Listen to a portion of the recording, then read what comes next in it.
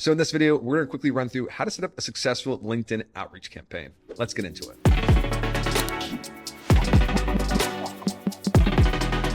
So to start, you're going to need some type of LinkedIn automation tool that can prospect, find emails, find LinkedIn URLs, et cetera, and of course can also run LinkedIn automation. So automated LinkedIn connections, automated LinkedIn messages, etc. We're going to be running through this with LeadLoft. You can see here's a pipeline. You can see there's automated connections, automated messages. But now let's go into how to find the audience that you want to go after, right?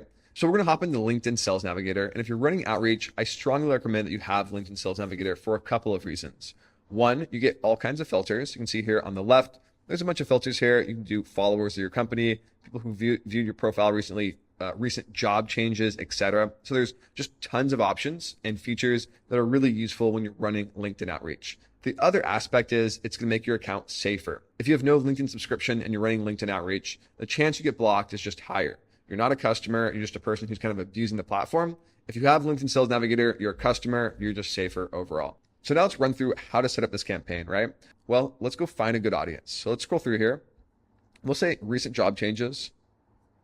And if you want, post it on LinkedIn is actually a really good toggle as well, especially if your audience is a little bit bigger. This just means people are more likely to accept your LinkedIn connection or they're more active on LinkedIn. So you can say post it on LinkedIn, current company headcount, let's say 11 to 50. And of course, depending on what you're selling, this would adjust, right? If you're selling to enterprises, you obviously want a bigger company than 11 to 50 employees. And then the next big one here, as I always recommend, is to filter out for job title. And I'm just going to do VPs of sales here. VPs of sales. I'm going to do sales manager as well.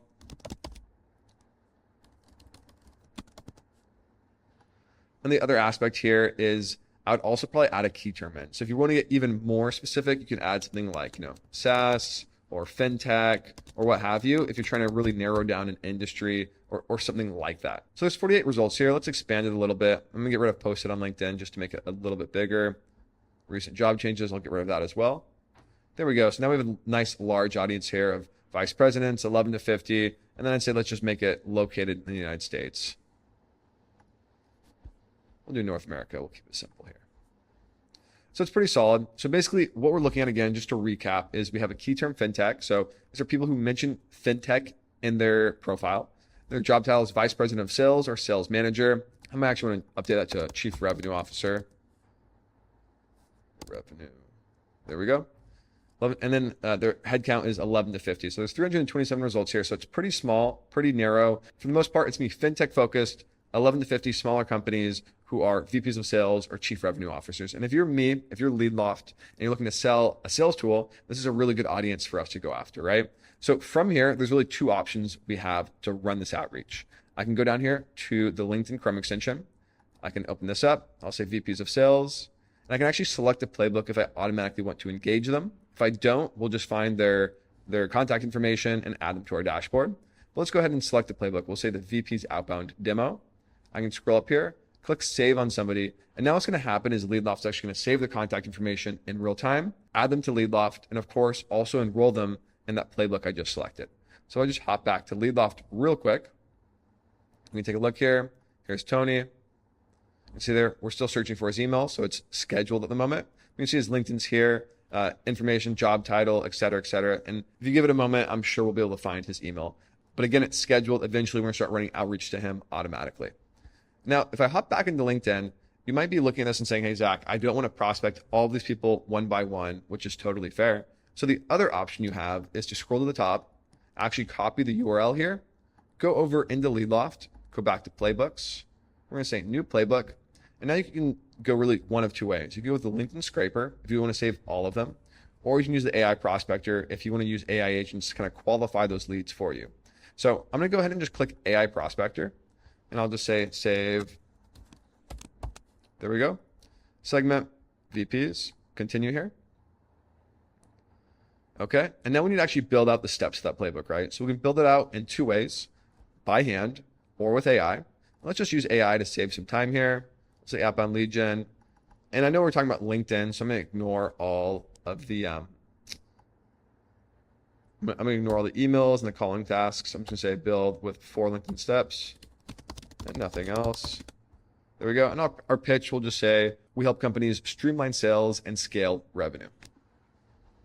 There we go. Generate with AI. Now it's going to build out the playbook, right? And we're asking it to build a playbook with 4 LinkedIn steps. There we go. Really straightforward, really simple. Looks good. We'll click use this playbook. And now once we're here, remember I copied that URL from the search. I can hop in here and actually adjust this URL. I'll paste it in there. And now what's going to happen is this is actually going to go one by one through all of those prospects, just saving anybody who matches this. If they match it, we'll save them automatically, their email, verify the email, etc., and start engaging them in this playbook. So if you want, of course, you can add those email steps like I mentioned. But of course, right now it's set up where there's a connection request at the top. And again, I always recommend starting with a connection request, an automated message, a follow-up, etc. So that's how to set up a LinkedIn campaign. I think the big thing here is how to make sure it works. So that's everything you need to know about setting up a LinkedIn campaign. You go to playbooks, new playbook, build the playbook. If you want, copy a URL, paste it in there, and you're ready to go. But the thing that really makes a difference in the way our team gets 50% plus reply rates in some of our campaigns is it's really around email copy. So to start, if you want to run a successful LinkedIn outreach campaign, there's a few things you need to know. One, do not use notes at all. We have this option. You can use a connection note if you want to. We strongly recommend against it. There's a few reasons for that. One is when you use a note, people think that you're selling to them. And if you are selling to them, that's fine, but don't just open up with a salesy pitch. And I've seen some pretty bad pitches here where people post things like webinars, etc. So just don't use notes. It's going to hurt your campaign. The next thing is when it comes to messaging, you want to write like a human writes. Something I always say is, to some degree, if you're a little rude and it sounds more human than it does AI, it's actually better. So like cold, direct sometimes works better than something that's like long, professional, or really friendly. So here, hi, quick one. We help B2B teams streamline sales and scale revenue at LeadLoft. Worth a quick chat. So this is okay. I would improve this in a few ways. The big one is offering value. So here, it's not really offering value. It's focusing on how we streamline sales, scale revenue. Okay, great. I might say something like, we use LeadLoft to book 40 meetings every single week. Do you want to see how we do it? There we go. I might just say, let me know, period. And again, if it's an email, you probably want something that's different than this.